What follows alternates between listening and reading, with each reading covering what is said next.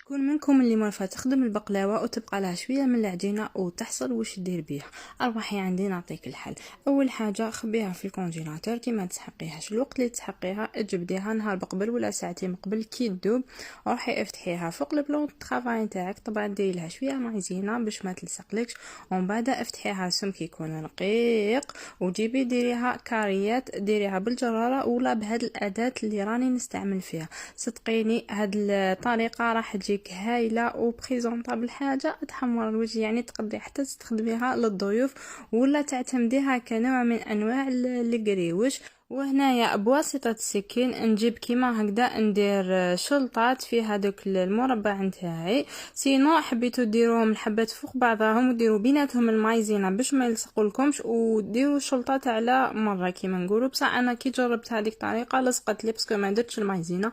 نتوما الا بغيتو ديروا المايزينا وديروا فوق بعضهم راح تربحوا الوقت، بصح انايا فضلت ندير كيما هكذا خير. هنايا بعد ما كملت هذوك الحبات كاملين نجيب شويه ماء ولا ماء زهر في اناء وندير هكذا في الوسط، وندير هذوك الحبيبات فوق بعضهم. هنايا كيما راكم تشوفوا بهذه الطريقه، الاولى نديروها سامبل والثانيه نديروها بهذا الشكل باش تبان شكل ورده، ونديروا في الوسط نضغطوا هكذا بالاصبع نتاعنا باش تدخل في بعضها هذيك العجينه وما تتفتحناش كي نقليوها. هنا راني حاولت نشرح لكم لو ماكسيموم، ان شاء الله تكونوا فهمتوني. وهنايا اعتذر على التصوير باسكو راني نصور بيد ونفهم فيكم باسكو من داك نبغيش نصور ومن بعد نقول لا معليش خلي الخياتي يستفادوا. هنا شوفوا حنوريكم طريقتين في القوليان. هنا طريقه جبت كسرونه ودرت فيها شويه زيت، وقلت انا باسكو هاد الخطره درت هاد الطريقه على خطرتين. الخطره الاولى قليتها في هاد الكسرونه